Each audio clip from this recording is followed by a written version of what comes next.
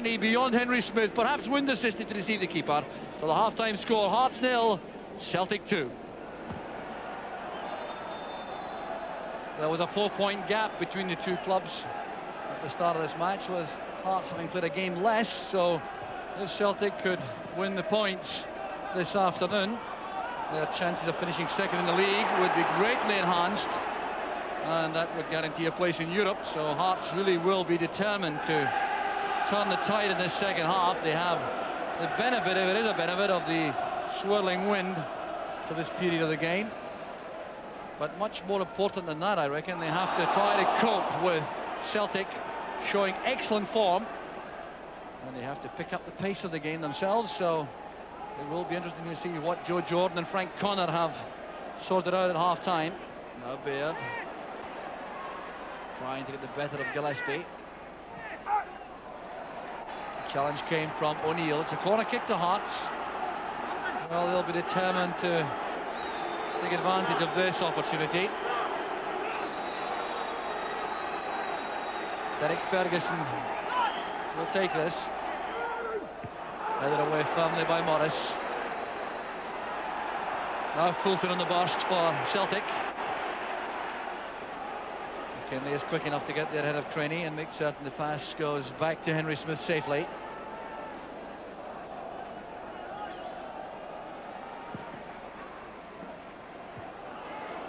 Knocked high in the air by Mackay. And McStay penalised there for illegal use of the elbow. That's the referee's view of things. Miller's quite happy about that, but McStay was clearly not at all pleased.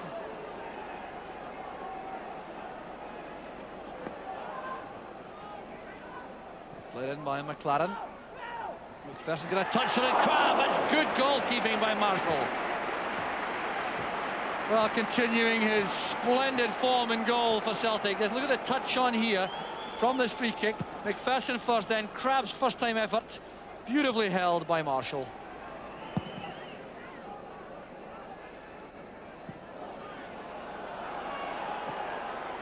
Lofted forward by Miller. McKinley's got that beyond Gillespie for Robertson. White goes across. Has to be careful. Good play by Robertson, and he's tackled well by Morris. Howells there, penalty kick. The referee Donald McVicken, who was 5 yards from that tackle, instantly gave the goal kick. Here was John Robertson. He spins well here away from Derek White. Then comes the tackle from Morris. Well, the referee coming up from the 18-yard line, giving a goal kick for that.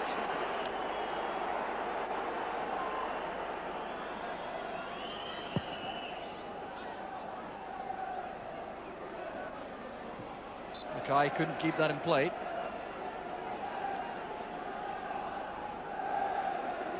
Well, Celtic have done a very efficient job in pinning Hearts down at the start of the second half, with the home side making a big effort to try to get back into the game. Celtic have coped well, and now they're trying to break into attack themselves. Here's John Collins.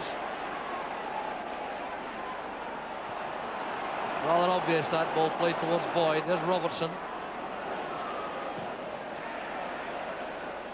White knocking the ball high in the air. It's helped on by Boyd. There's McPherson.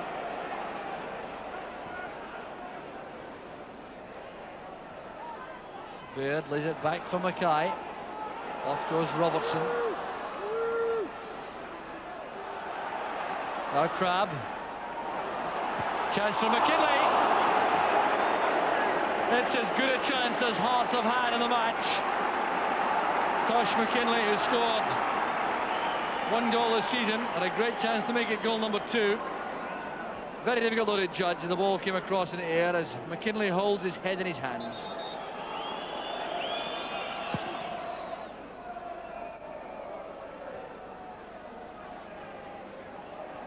Craney to Collins. There's John Robertson. Now Baird. Collins to Fulton. Didn't catch the pass properly, Steve Fulton.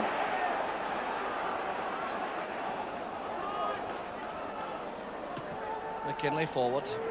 Cross goes Gillespie. O'Neill very calmly inside. Loose ball collected by Derek Ferguson. This is Mackay.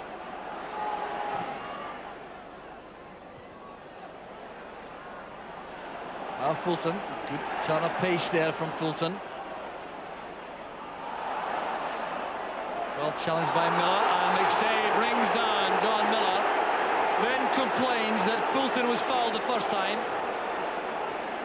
Two players out of the game at the moment. Well, Fulton's back on his feet, so too is Miller now, as the free kick was taken quickly. Here's McKinley. Robertson. Impeded there by Gillespie, and Hearts howling again for a penalty kick. Well, the referee not interested once again, but a moment of controversy there. There's McPherson with the clearance. Ferguson down to McLaren. Here's McPherson striding forward, leaving it to Miller. Now McLaren.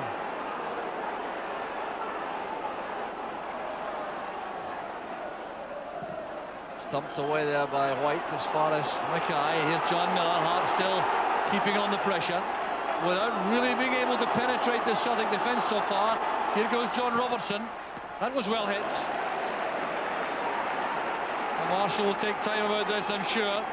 But John Robertson, involved in that controversial incident just a moment ago. Robertson trying to turn inside Gillespie. There really wasn't much Gillespie could have done about that. And the referee saw that as accidental and wouldn't give the penalty. So we're at the three-quarter point in the match, halfway through the second half. Things still looking comfortable for Celtic at the moment. They've withstood a lot of pressure from Hearts without having the defence troubled too much. Paul McStay committed that foul. It's not by any means the first. The referee is counting them off, the number of infringements. So clearly one more will result in a booking for McStay. McKinley's free kick. And down goes McPherson, this time it's a penalty. A push from the back by Gary Gillespie on McPherson. The Celtic players upset about that, but it is a penalty kick to Hearts. And this could blast the game wide open. There's McKinley fighting it in. It's awkward, hanging in the air. And a clumsy challenge by Gillespie. It certainly appeared to be a foul, and a penalty kick correctly awarded. So Robertson, who has a 3 out of 3 record this season for Hearts, had the chance to put Hearts right back in the match.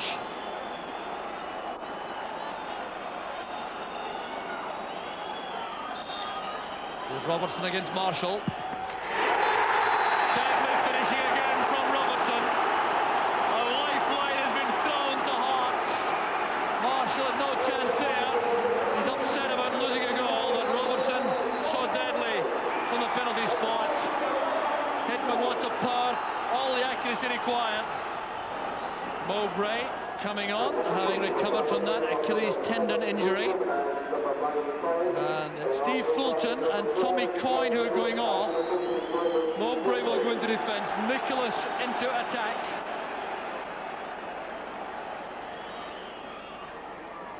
Hogg again getting the better of Craney.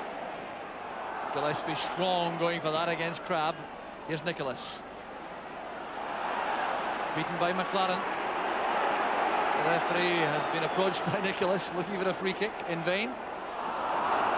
Here's McStay, now Nicholas. McStay taking that on the stride. And superbly tackled by McLaren, who is developing into an excellent young defender. Uncompromising, that play from Gary Gillespie. Delightful play from defence. Started with strength in the tackle, then dexterity with the footwork. And he set up a fine Celtic attack. Here's Boyd, now Nicholas. And he goes down there as McLaren made a challenge. There's no suggestion of a penalty though. Pass goes harmlessly over there for a throw to Celtic. Well, it's been a long second half this for Celtic. Still have another 7.5 minutes or so to survive if they're to win both points.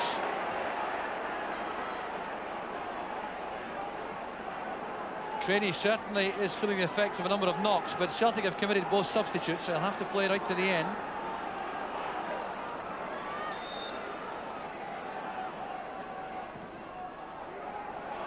A good ball by McLaren. There was a problem there for Marshall.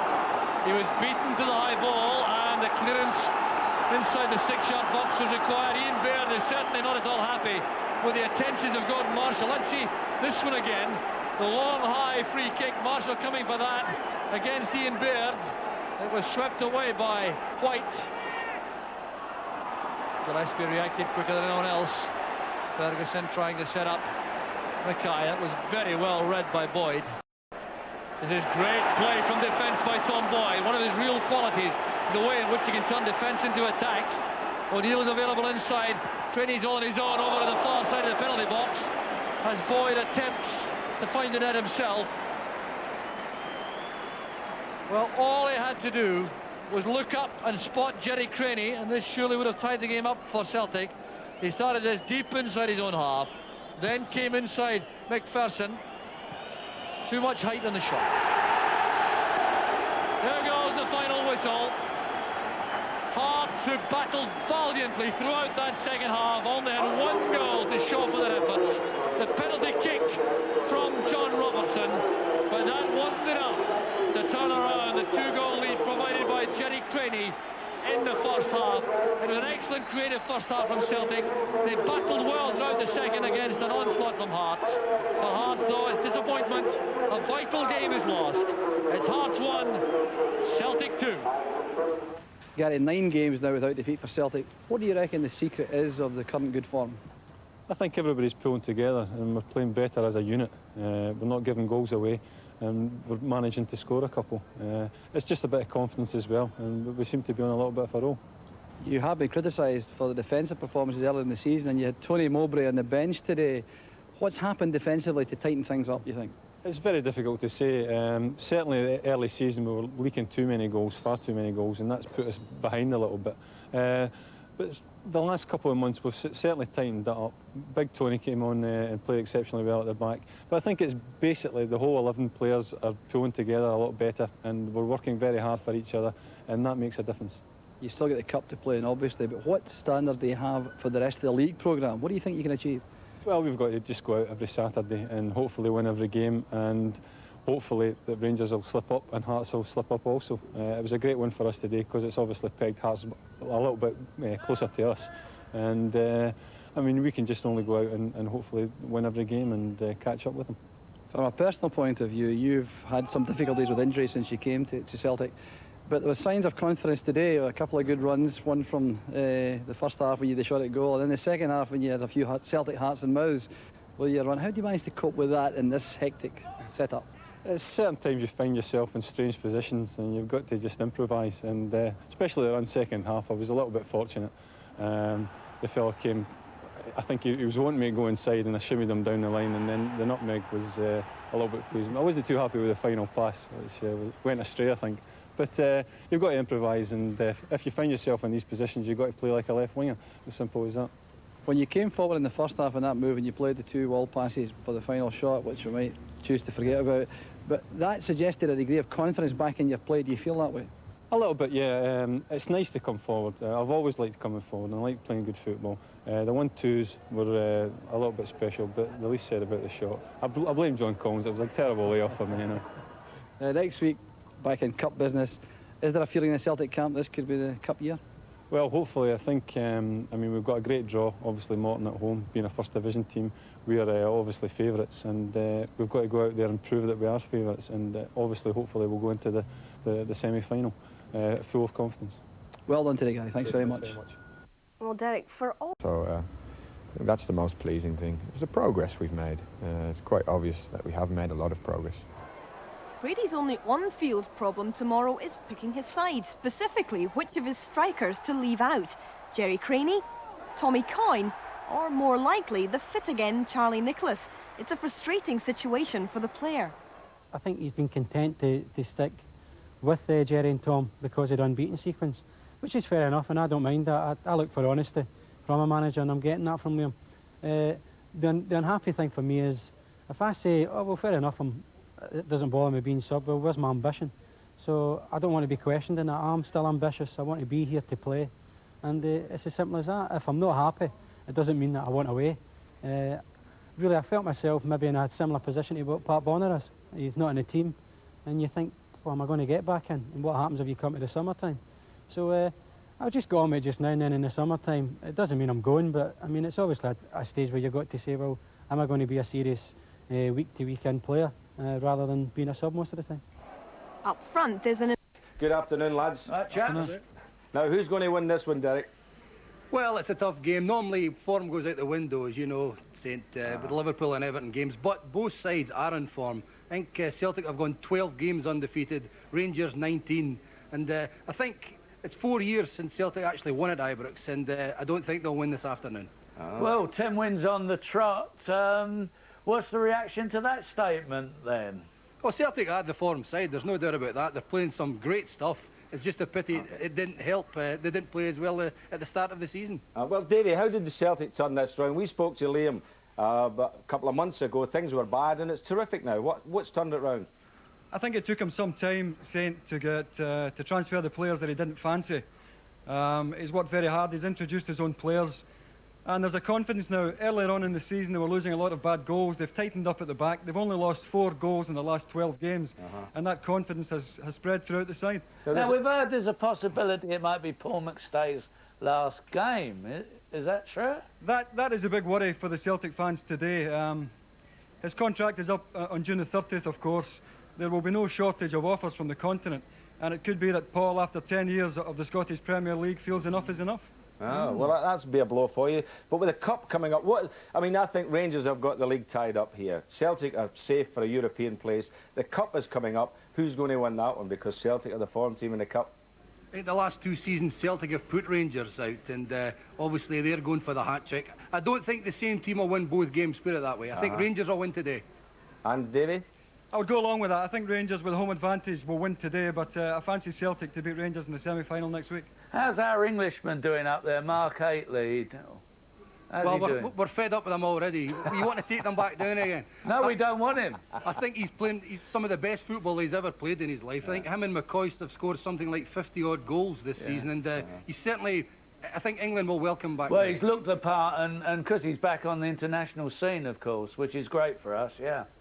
But, so, come on, what's the outcome results-wise, lads? Give us a prediction. Quickly. Well, I think Rangers will win by the odd goal. David? I would go along with that, yeah. Oh, right. Oh dear. Well, that's it. Lads are agreeing. Don't forget the Stadium was Jerry McNee. Rangers go into the match without skipper Richard Gough, but with a defence which has conceded just 24 goals in 36 matches to date. The last time they conceded 2 goals in 1 game was way back in early December at Pittodrie. The team are also on course to reach 100 league goals, with 84 scored so far. And one of the reasons for the high scoring rate has been the form of striker Mark Haitley, who has hit 20 goals, 6 of them in his last 4 games. He's also scored 3 in the previous matches against Celtic, in a season which has brought him an international recall from England. And there has been the usual immense contribution from one of the great strikers in Rangers history, Ali McCoist. His tally for this season stands at 29 and just 35 matches started. His record in this fixture is also quite remarkable, having scored in every season since joining Rangers in 1983. There's the Celtic line-up, which can also boast a fine run of form, with their last defeat on January the 4th at the hands of Hearts.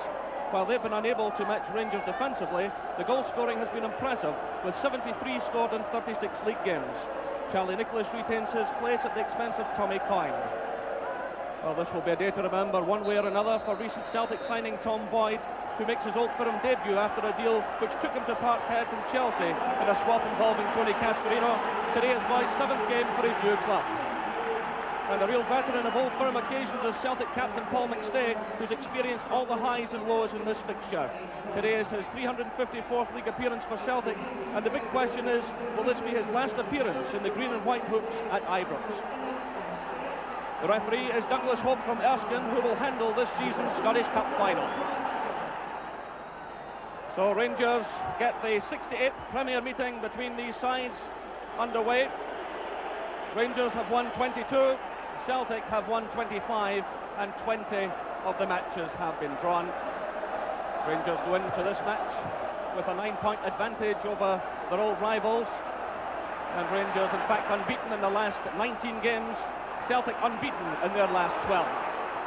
There's an early touch for Charlie Nicholas, who played in midweek against Motherwell, as I said, retaining his place over Tommy Coyne, who's on the bench this afternoon. And there's an early corner kick to Celtic. Joe Miller pushing forward there.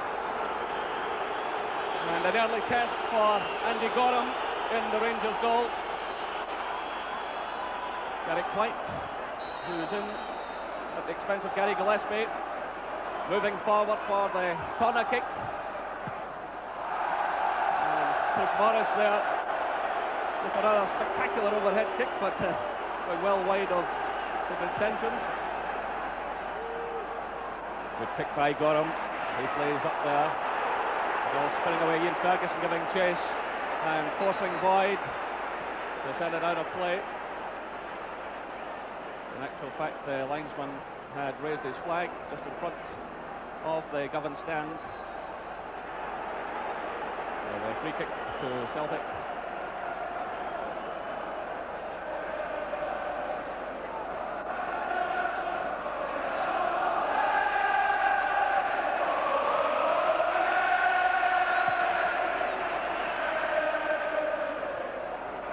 Touch on there by O'Neill. Joe Miller for Celtic. Headed away by Robertson. Mikhailichenko back deep in his own half. Oh, brilliant skills by Mikhailichenko as he took on Morris. And words of appreciation from the Rangers fans. At the moment, a great skill there from the Ukrainian player.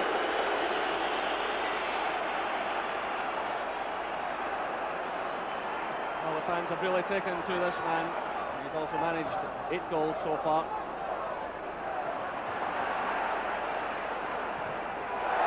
And a high kick out of play by Derek White.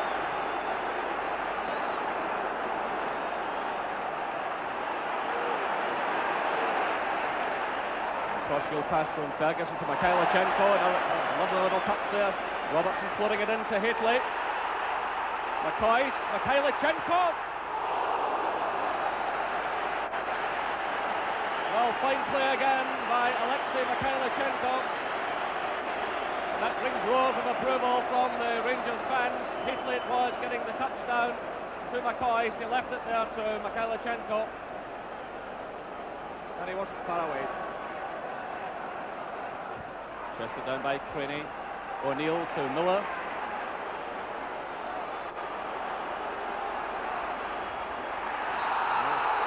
Miller there gets the free kick. They cut between the two players. They cut between Robertson and Mikhailichenko.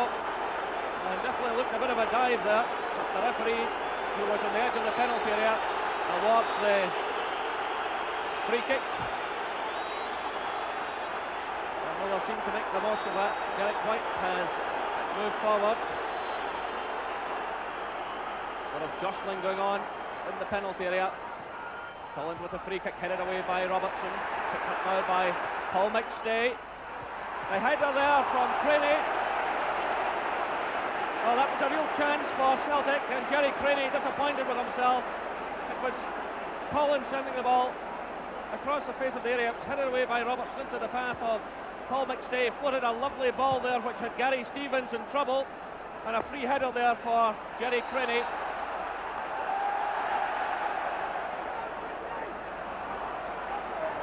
White. Well, Nicholas with the first time ball. It's cut out by Brown. Still Celtic have it. Will Boyd. Nicholas losing out to Spackman.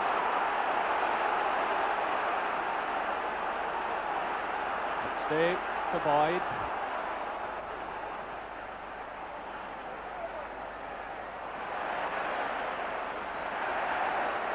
And the Rangers walking the ball forward, but only Haitley there, and it was Mowbray sending it back to Marshall. The answers the referee as Morris tripped. He was challenged there by Mikhailichenko. Joe Miller's chasing back in very determined fashion.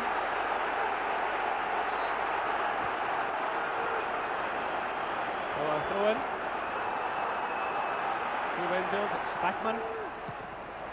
Cleared by White. Craney, carefully watched by Brown. He does well. Mikhailichenko. Brown. Well, it all breaks down disappointingly for John Brown.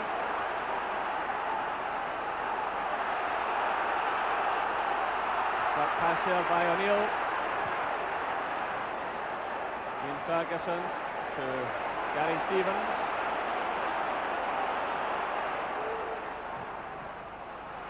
Well, Rangers at the break of the ball there, certainly. John Brown. Forward looking for Robertson. Morris is with him all the way. The ball had not gone behind, says the referee. Mikhailichenko, Hitley. Well, some of the players appeared to stop there, thinking the ball had gone behind, but Robertson kept it in play. It's laid off by McCoy to Mikhailichenko, and there was Hitley's header.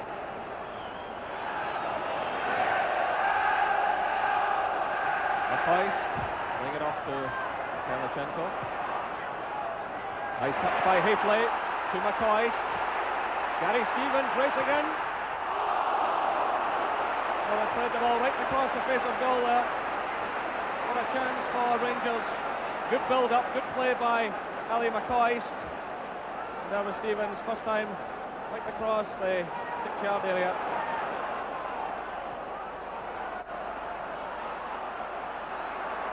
And Nicholas stumbling there at the vital moment. Poor ball there. Here comes Celtic. Charlie Nicholas scores a tremendous goal for Celtic. 34 minutes gone. Well, it all began with a poor ball by Rangers. It was returned into the path of Charlie Nicholas. It was Chris Morris flipping it forward.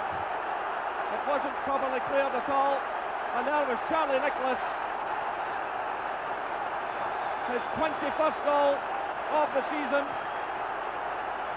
Well, it certainly pays to complain. He was complaining just over a week ago that he wasn't getting first-team football. He was brought back in on Tuesday night against Motherwell and he scored, and he's done it again this afternoon.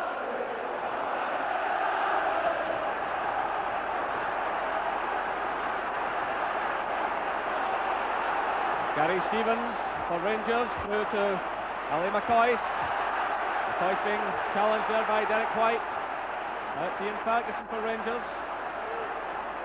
Finding no space at all, and he lets the ball drift out of play, so Celtic have the throw-in.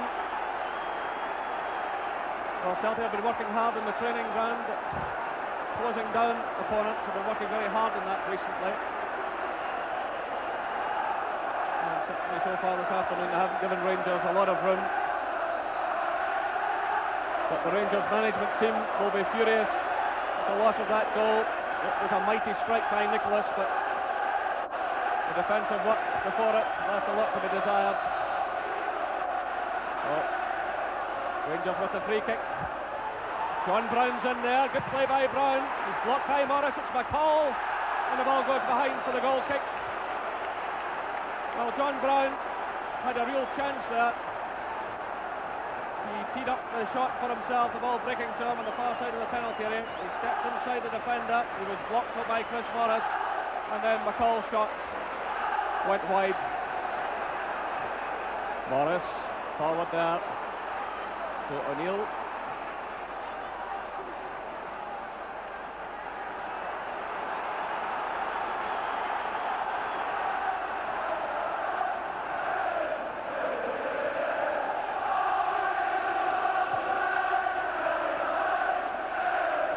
Mowbray climbing above Hitley, Spackman no. Winning it for Rangers, Robertson, and he's blocked by Joe Miller.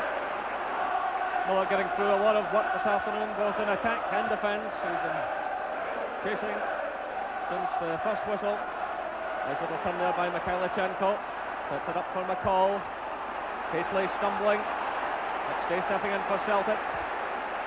Craney, nice little touch. Celtic playing with a lot of confidence.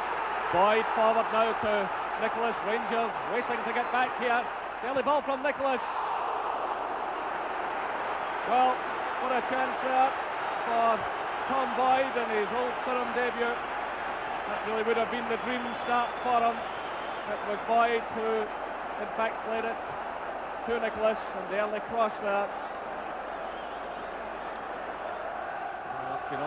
His face tells the story of this first half.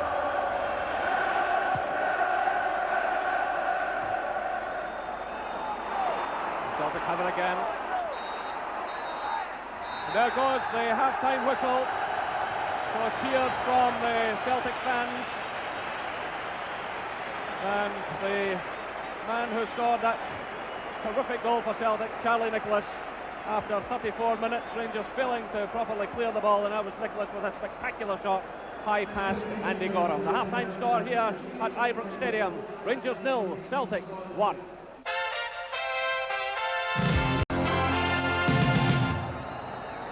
So Celtic start the second half.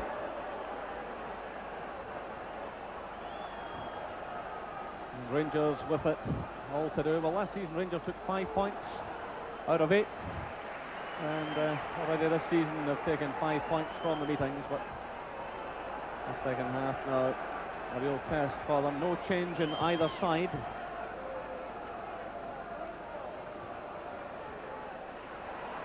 Rangers have Peter Houstra and Oleg Kuznetsov on the bench.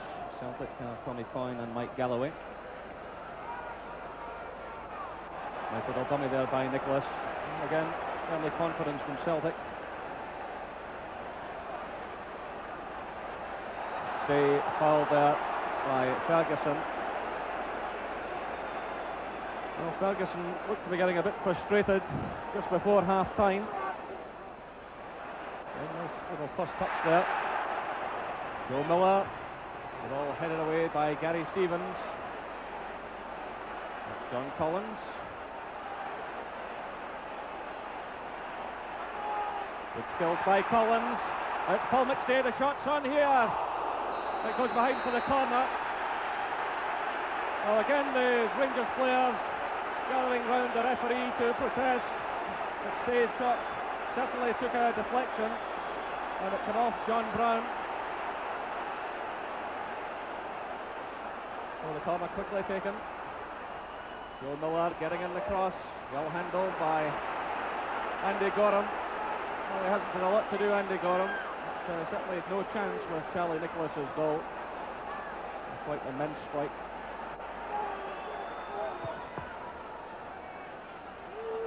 So the long kick forward, Haitley getting a touch on, looking for Ali McCoist. McCoist with Mowbray. That's an excellent save by Marshall, and very good shot indeed by Ali McCoist with the defender breathing down his neck. It was Haitley getting the touch on there. McCoist being watched all the way by Mowbray, and Marshall had to react very quickly indeed.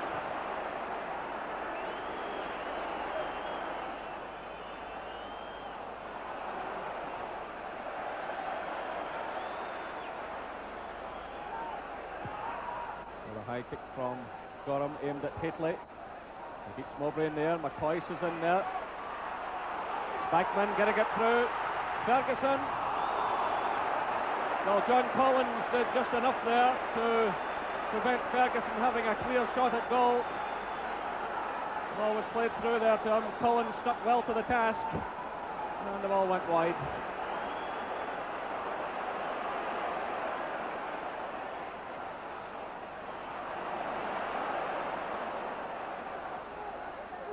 Pellichenko to Spackman.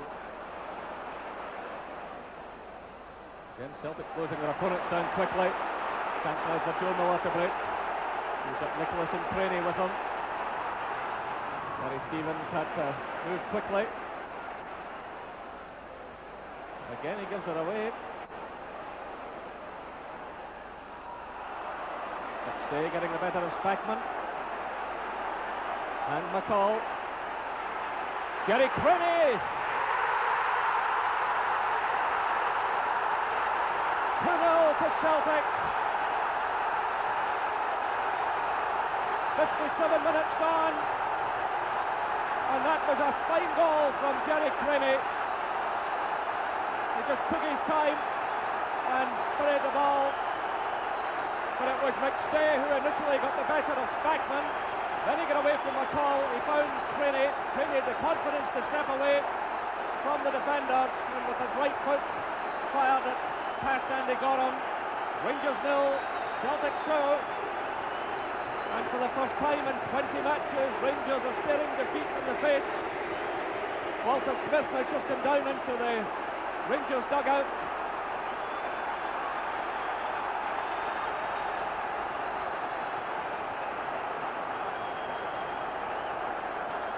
So, Smith taking up his seat alongside Archie Knox.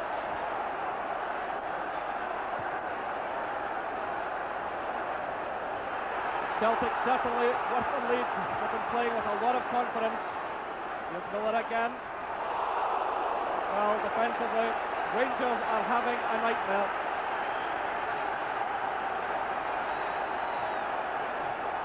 Joe Miller it was, floating a ball across. Well, Nisbet was pulled right out of it and left the goalkeeper in an awkward situation. Well, the Celtic fans in full cry, they're outnumbered here today, but certainly making themselves heard. Plenty to shout about.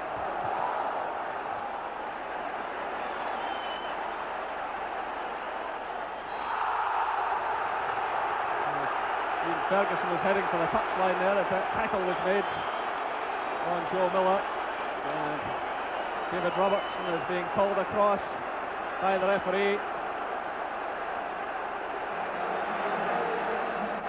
So as the referee takes the name of the Rangers fullback Ian Ferguson leaves the field, and Oleg Kuznetsov, number 14 there, comes on.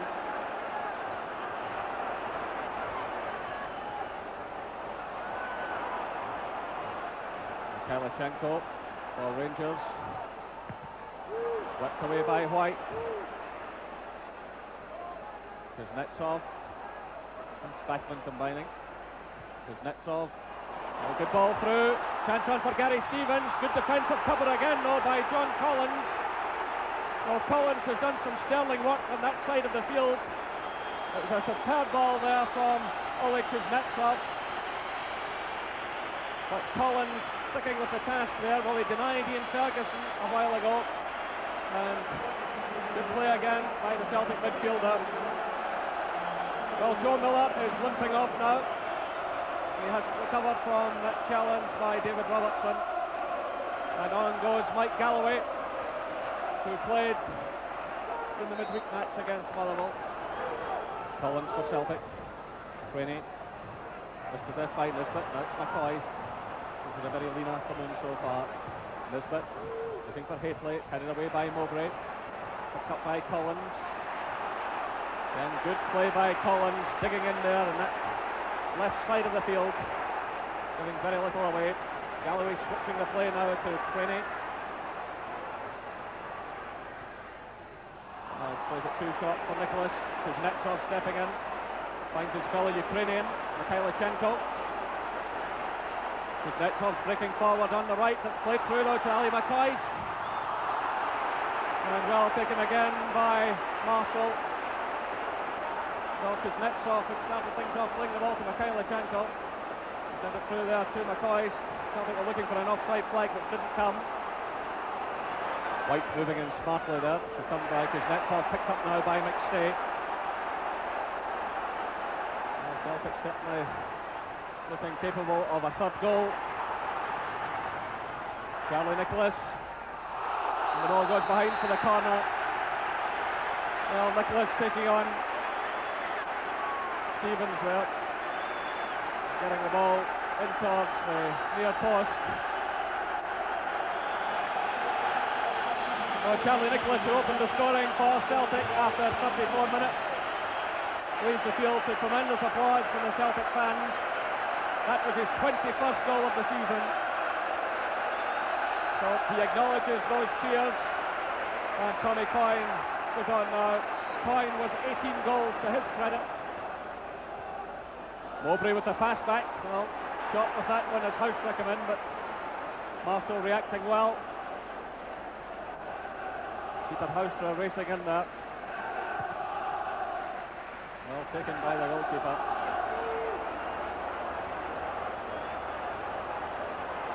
Well, McCoy, but he's surrounded by Celtic players. So as we go into the final minute of the match, Rangers have a free kick. And the referee is showing the yellow card there to Derek White. So 2 bookings in this match. Roberts of Rangers and White of Celtic. The Spackman takes the free kick, looking again to the head of Hadley. The ball goes behind for the corner. So Kuznets are wasting no time. Plays it to the other substitute, Peter Houstra. And another corner kick. Well, Houstra hurling the ball in there. And it came off the head of the defender. Went behind for the corner. Well, Celtic organising themselves as we move into injury time. It's Houstra again. And a disappointing one. Well, a number of the Rangers fans in the background there, leaving the Copeland Road stand after what's been a disappointing afternoon for them. And there goes the final whistle. Celtic end Rangers' run of 19 games undefeated, and they stretch their own run to 13 games without the defeat. Gerry Craney there with Paul McStay saluting the Celtic fans. Charlie Nicholas put Celtic ahead with a tremendous shot in the first half, and then Gerry Craney, after 57 minutes, showing great confidence, taking the ball from Paul McStay and then sending it low and hard behind Andy Gorham. The final score here at Ibrox Stadium, Rangers 0, Celtic 2. Charlie, apart from the result and your own goal, the performance must have pleased you. Yeah, I think it's the best we've played for here for such a long time. In my experience since the early 80s, probably the game in '83 where I think I last scored here, the day I left. I think that's as pleasing a performance as that was. And just talk us through the goal. I mean, you struck it mightily. Yeah, I think Jerry had made a run off Scott Nisbet, and Chris Morris put a dangerous ball. We could only really head it in the air. It's just a case of balling it on the drop, and they can't go anywhere sometimes, but today was lucky. But right from the start, and it's never an easy place to come, the team looked confident. Well, I think the belief of the management, when they say, right, go and play, don't have any fears. There is a certain pressure off now because Rangers are far in front. But it's been a long time since we came here and actually believed we can win. Today was one of them. Because when you come here and get beat 5-1 or 4-0, which has happened in the past, you don't really want to come back too often. But after today, I'm sure we'll want to come back even quicker. And between yourself and Charlie Nicholas and Tommy Coyne, there's an obvious pressure now to be playing well. Yeah, it's a nice thing to be playing under, because you know that if you're not doing the business, then there's somebody that can come in and will do it. And Tommy's been out for a spell, I've been out for a spell, Charlie's been out for a spell. So we all know that once we do get a chance, we've got to create the chances and hopefully score the goals. And does it pay to complain to get back into this team? No, well, the complaint is obviously, as I spoke to you anyway, Jerry, I'm unhappy about being out of the team, anybody is. Because if you're not, then you've got to question somebody's ambition. And I don't want people to question my ambition. This happened to me when I was 25 at Arsenal. I was put in the sidelines and never got back in again. And I don't want that to happen again. So I'm pleased to get back in. If I keep scoring the goals, and they can't keep me out. Gordon, a day of sweet revenge for Celtic with not a weakness in sight. Very well saved indeed by Wiley.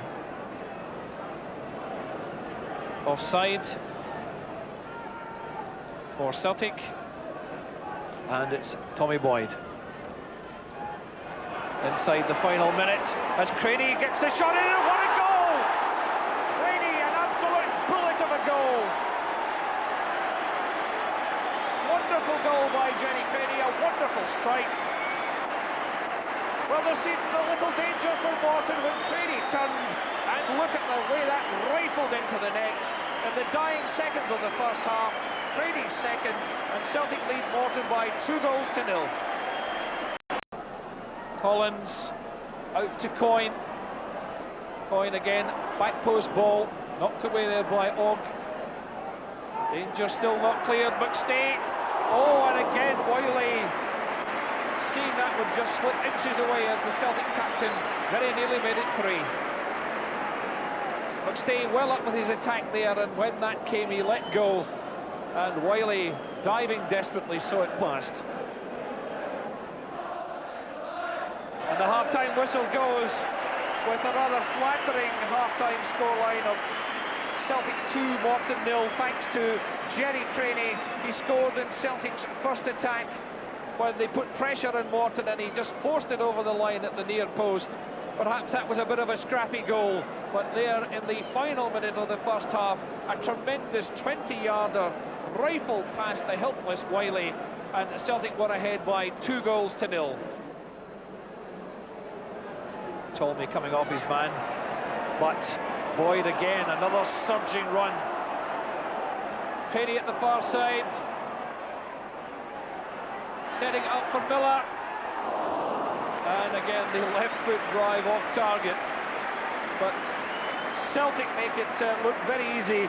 Again Boyd winning the tackle, and then that surging run, the deep cross that Craney laid back for Miller, and the little winger had the luxury of the left foot shot that went wide. Half chance for Matty. Oh no, a brilliant point blank save by Gordon Marshall, but the flag was up as Matty got that one through. He was offside, and that was Morton pressure. It was Rafferty who forced it through, but as Matty turned, he was offside, and although Marshall parried it, it wouldn't have counted it if it had gone in.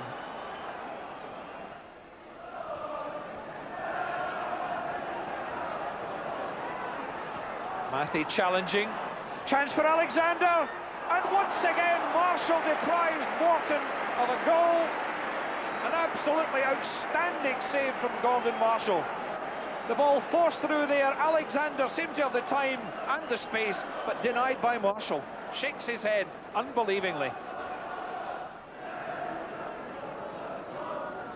Doak shouting encouragement to his colleagues, and again attacking the ball positively and winning it from Morton in midfield.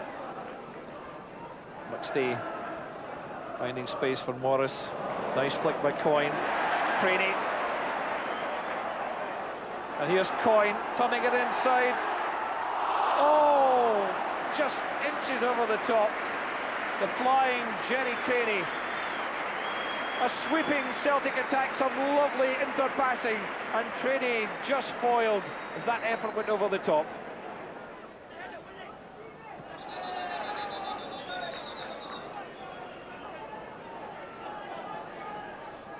So Celtic have this free kick, and Boyd knocks it forward for Craney. Galloway. Oh, and Wiley got a touch. Yes, that was a goal if Wiley hadn't touched it. Galloway bursting into the action and driving Celtic forward. An excellent shot, and Wiley at full stretch. The longer the game's gone, it's full-time training which is beginning to tell. And Celtic might find gaps at the back. As Nicholas comes into the action almost for the first time. Galloway might think about a shot. Tries to lay off a 1-2, and a chance for Collins, and oh, given away there. And John Collins nipping in for Celtic's third.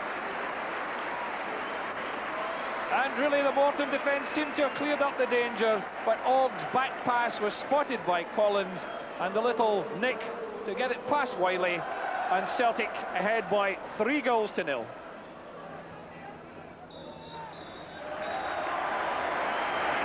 Sporting handshakes exchanged. Celtic, a convincing, solid performance. John Collins got the third in the second half, 6 minutes from time to add to Jerry Craney's 2 first half goals. And Celtic, who triumphed by 3-0, and they're through to the semi-final of the Scottish Cup. Jerry, you're really informed just now. 11 goals in 7 games, and Celtic on a roll. How do you feel about it? It's tremendous. From a personal point of view, my goal scoring record at the moment, but the most important thing is Celtic in the semi-finals of the Cup. Now, Morton hit you early on, and they were a wee bit unlucky not to pick up a goal early on before you had scored. Yes, they definitely came out, you know, all guns blazing, so to speak, and they really gave us a bit of a shock and a bit of a turnover in the first 10 minutes, and even once we did score the first goal, you know, they still came back and they still pressed on, as they did throughout the whole game. All credit to them. Now, that first goal was almost your first attack. How did that one come about? I think it was somebody, I think Tommy Coyne, played the ball across the box, and Joe Miller tried to have a shot, I think. It managed to, you know, take him off my foot, and myself and the number 5 went in for it and went over the line. But they all count. It looked as if Morton were going to hold out until half-time, but your second goal must have given you particular pleasure. That's right. It seemed to be left on my own, you know, with the smaller of the centre-backs, and I managed to turn them, and as I turned, you know, there was a gap opened up, and I hit a rather nice volley. Oh, it was a great goal. Now, the thing was, you were taken off with 15 minutes to go, so did you actually see Celtic's third? Yes, I did. There seemed to be a bit of hesitancy in the Morton defence, and John Collins was sharp enough to nick in and slide under the goalie's body. Thanks very much, DJ. Thank you. Derek, that looked to me to be a thoroughly professional Celtic performance in the sort of match in which others have slipped up. It is, in full marks to Morton. Most First Division sides would have kept everyone back, tried to keep the score down, but they didn't. They had a go today, and in the end it was a good game. Celtic, you would always think favourites anyway for the game. Jerry Craney gets most of the plaudits, but Gordon Marshall was superb. Mexican Isidro Perez for the WBO Flyweight Championship. It's Scotland's first world title showdown since the days of Jim Watt.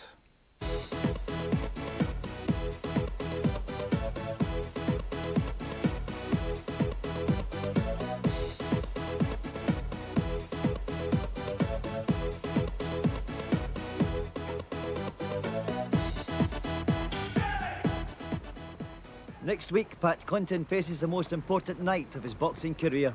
This week, his biggest opponent has been the Scottish weather, as he covered the miles near his home in Kilsyth, putting the finishing touches to his bid to become Scotland's first world champion for 11 years. But I've done all my hard work. I can't get any fitter now. It's the fittest I've ever been in my life. I've never done so much sparring than I have for this fight, so I know how good I am when I get into the ring. At the end of the day, it's my job, and I look forward to it. I love being in the ring and doing what I'm good at. Do you have any doubts at all? There's no doubts that, I mean, he's got to be something exceptional to beat me. That's all I know. Clinton's special sparring partners for the big fight build-up have been the stars of Celtic Football Club, training in the Parkhead gym with Irish international Chris Morris and Scotland defender Gary Gillespie. He's got us going in the gym now, and we do a lot of the body work, the sit-ups, and he's worked out good little circuits for us. But he does slightly different in the fact that he'll go to the gym later on tonight and he'll do sort of split sessions, but he's a fit lad anyway. And would you swap? I wouldn't mind doing the fitness work, but I wouldn't like to take in the punches that he's taking. Clinton, a lifelong Celtic fanatic, watches his heroes every week. Training with them has been a dream come true. I've swapped everything to play for the Celtic jersey. That was my team when I was a small boy. What does it mean to you then, because of your position, to have these doors open to you to come here and train with them? Well, it's the nearest thing I'll ever get to playing with Celtic. I think a lot of people are jealous because I'm never going to be a football player, but as I say, it's the nearest thing I'll ever come to pulling on the Celtic jersey and playing for Celtic at Parkhead. Enter Senor Isidro Perez, the Mexican flyweight who stands between the Croy boy and the world title. El Cid, as he's been dubbed, has already given his verdict on Senor Clinton. Pues, que es un buen peleador, es zurdo, de mucha fortaleza, no, veloz, pero no pega, no have punch. He doesn't have punch. Isidro Perez says you've got no punch. How will you respond to that? Well, on the night, it's a tequila they drink over in Mexico. Well, a tequila boom he'll be getting on Wednesday night, you know. On Wednesday, 2,500 of the Tartan Army will be backing Clinton to put Scotland back on the map of world boxing. But his opponent's record is formidable. 49 wins, 38 of them inside the distance, and 3 successful defences of his world title. But that doesn't impress the challenger. Anyone can knock out bums, you know. I mean, some of the fighters he's fought I've never heard in my life before. So, I mean, like, anyone can knock out a bum. But when you're up against a class opposition, I mean, there's a difference, a big difference. I had a little stare at him outside, but he doesn't seem to like that kind of carry on, you know. So, I'm looking forward to getting in the ring with him because just a wee sneaky feeling, you know, I'll psych him out. I mean, the only person who'll make it go wrong, I think, is myself. If I'm not 100% concentrating on the night, I actually could get caught a stupid punch. But as I say, the way I'm feeling and the way I know Perez fights, it's just a matter of 100% concentration for me to bring the title back to Scotland.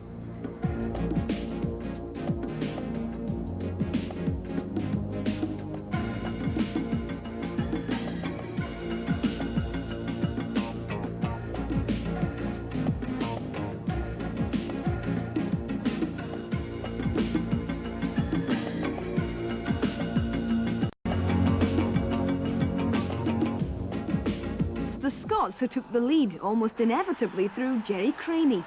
Now Raymond delivers an excellent left-footed free kick away to the back, and Brian O'Neill and Jerry Craney had come round the back, and both of them are there, and Jerry picked up the half chance very, very well. He's excellent at that, and you see them celebrating in front of 500 or so Scottish supporters who are the forces based in Dortmund. But within 8 minutes, they were silenced as Germany drew level. The goal was a bad one from our point of view because we knew they played short corners to the front post, and yet they managed to get away with it. They had a tremendous game over there, but hopefully Lady Luck will shine on my side. Not to mention, Mr. Watt, there's a couple of other Aberdeen... And they say they're enjoying, you know, the new management, etc. up there. The new management settled in well. So we know that Willie Miller will be coming down looking for a good result at Parkhead. So Celtic Aberdeen tomorrow. Hospital. And up to now she's collected about £500. Right, now, what Emma's going to do now, we're going to shoot her, and she will drop down, pretending to be dead.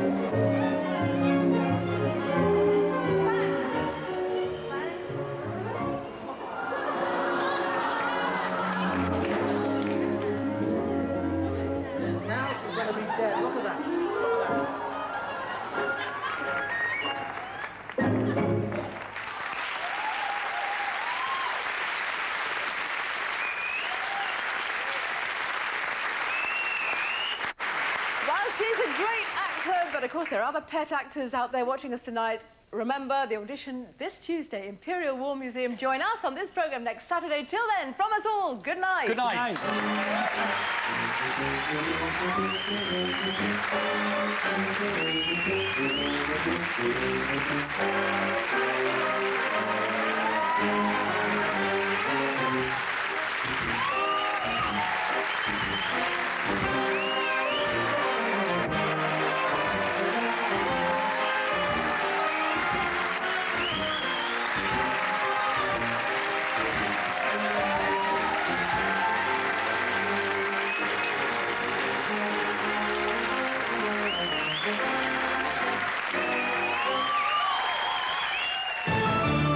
Little joie de vivre for Sunday night on BBC One.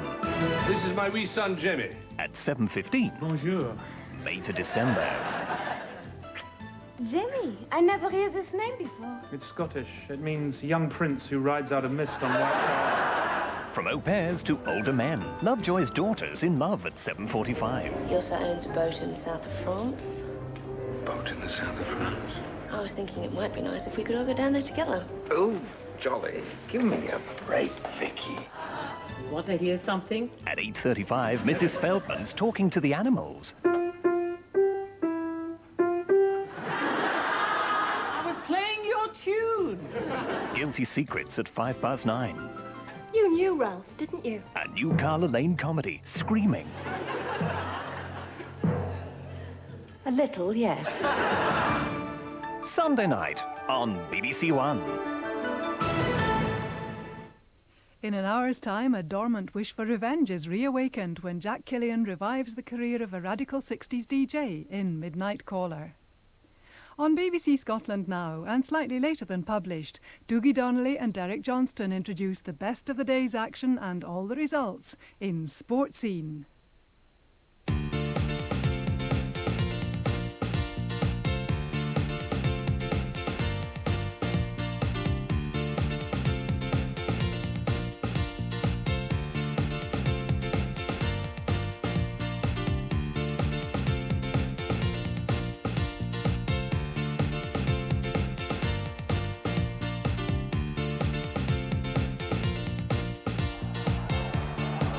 He was an outstanding player for club and country, an occasional, very occasional, goal scorer, and he always looked to be a manager in the making. Now Willie Miller has taken over the hot seat at the club he served for so long. A win and a draw in his opening two matches made for an encouraging start, but today his Aberdeen side faced the challenge of in-form Celtic. As Craney gets the shot in, and what a goal! Craney, an absolute bullet of a goal! Scottish Rugby's First Division title will be decided today, with Melrose firm favourites to be champions again. Graham going. Graham outside there to Chalmers. Chalmers for his second try of the match. Round 2 of the SO Scottish Rally Championship went on around Stirling today. Highlights of the Scotphone Stages event are coming up later. Hello, good evening. It's good to be back. Matches between Celtic and Aberdeen traditionally provide us with some of the best contests of the season. In recent years, it has always been one of those matches in which predicting a winner was particularly hazardous. Despite the lift which Willie Miller's appointment has given the Dons, though, Celtic's rich vein of goal-scoring form of late probably made them favourites. Did it work out that way? Let's find out with commentator Jock Brown. Celtic have Derek White suspended, so Tony Mowbray and Gary Gillespie are partners in central defence for only the third time since joining the club at a combined cost of some £2 million. Brian O'Neill is rested, he's on the bench, and Joe Miller comes in to play against his former club. Gordon Marshall's excellent performances since replacing Pat Bonner, 11 shutouts in 18 matches, have drawn the Scotland assistant national coach Craig Brown and national goalkeeping coach Alan Hodgkinson to Celtic Park. A place in the European Championship squad for Sweden could be the reward for continuing good form. Aberdeen manager Willie Miller has Theo Snelders fit to return in goal, but there's no Hans Hielhuis or Scott Booth in that lineup, with no change in the outfield players from the team which beat St Mirren a fortnight ago at Love Street. A major bonus for Aberdeen has been the emergence of Gary Smith in recent weeks as a key defender. Still only 20, the under-21 international was signed from Falkirk in August for £200,000. And he's starting a first-team match for Aberdeen for only the 12th time. And the referee this afternoon, FIFA official, Mr. Hugh Williamson from Renfrew. The Celtic getting a very warm welcome on a run of 8 straight victories. And looking to continue that good form and press for a European place of right from the lead position if they can overtake Hearts. Jerry Craney on an amazing scoring run. He scored 11 goals in the last 7 matches and 19, having started only 16 matches this season for Celtic. Aberdeen, it's part of the rebuild programme under the new manager Willie Miller.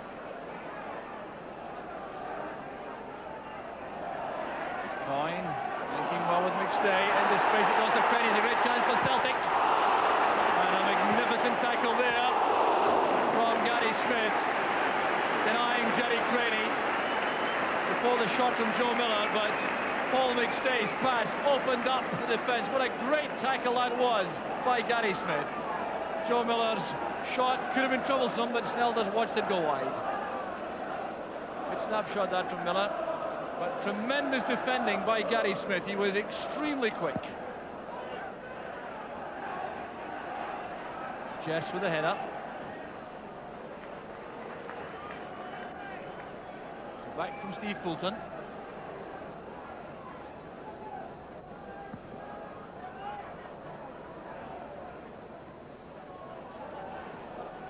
The tackle came from Wright on Miller.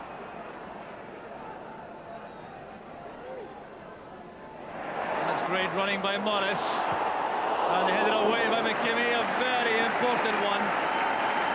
Good swift flank play there by Chris Morris. Enjoying this role, wide on the right side of midfield, pulling over an excellent cross, and McKimmie was happy to concede the corner. This Fulton, played very well by Grant, and Paul McStay unable to control that volley. Scored 5 times this season for Celtic, but didn't threaten Snelders on that occasion. There the Celtic bench, Liam Brady on the left to the picture, Tommy Craig sitting beside him. Mowbray and Kane together. Gillespie always trying to make passes from defence. Collins has Boyd behind him.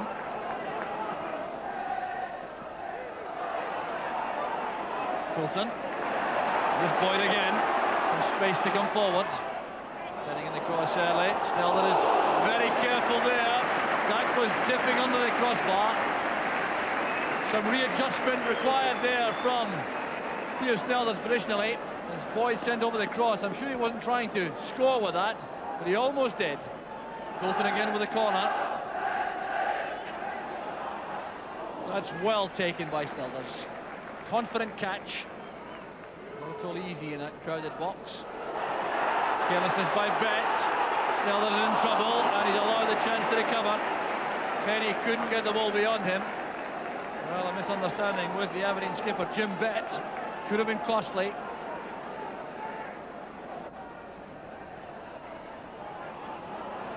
Brian Grant intercepts in midfield. Here's 10 Cat. Now Grant. Jess has Mason on the outside. It's a great chance for Aberdeen. Brilliantly stopped by Marshall. And what fine play that was from Aberdeen. They're growing in confidence now as the first half wears on. Here's Brian Grant. Right, touching it forward for 10 Cat. Chase on here now for Craney with Gary Smith. Smith wins it. The tackle came from Craney, giving Aberdeen the throw. Well, what a tremendous move it was a moment ago there from Aberdeen. Craney complaining now with a hand used by Gary Smith. But some brilliant play from Aberdeen with Ian Jess eventually coming through the middle with Paul Mason on the outside. That's a great pass, and Marshall cut down the angle to make an excellent stop.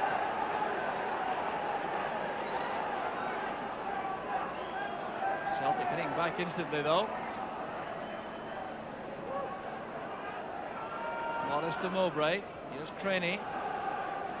McStay. Looking for Collins. He's well tackled by McKimmie. Pass from Gillespie, finds Craney. There's Collins on the turn. And Aberdeen survive. Superb play from Celtic. John Collins so unlucky. Craney doing well in the build-up. Then it was turned there brilliantly by John Collins. Snelders was beaten all right. And from the rebound, Tommy Coyne couldn't get the shot on target. Inside is Mason. Well, the return pass was attempted, but Boyd read that well for Celtic.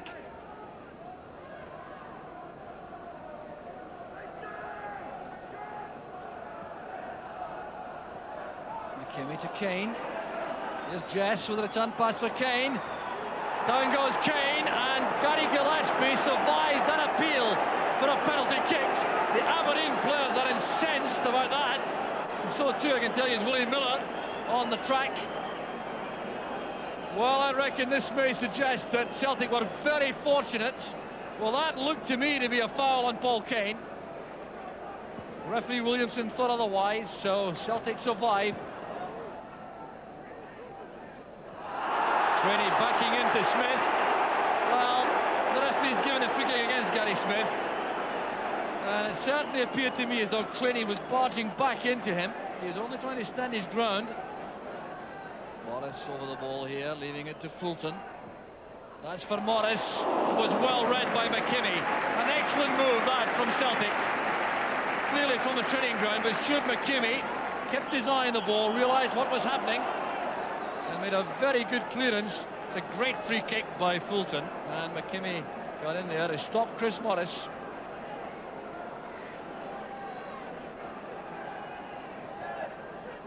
Fulton's corner. Goes Craney, shooting chances on this time for Collins. Aberdeen survive again, dumping the ball to safety. Boyd goes to retrieve it. Jim Bett is charged up from the middle of the field to make it inevitable that the pass back is given to Gordon Marshall. Good running out by Bett.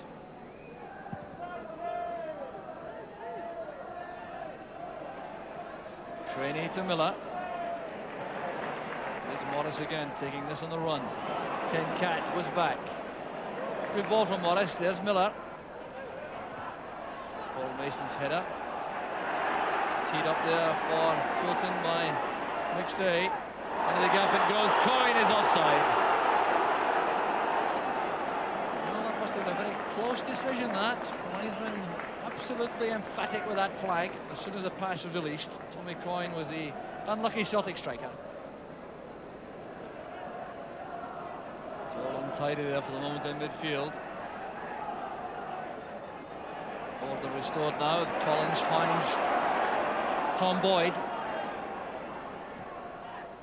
Craney's dummy, there's Coyne, that's back to Coyne, it's great play from Celtic, and Jim Bett saved the day undoubtedly there for Aberdeen.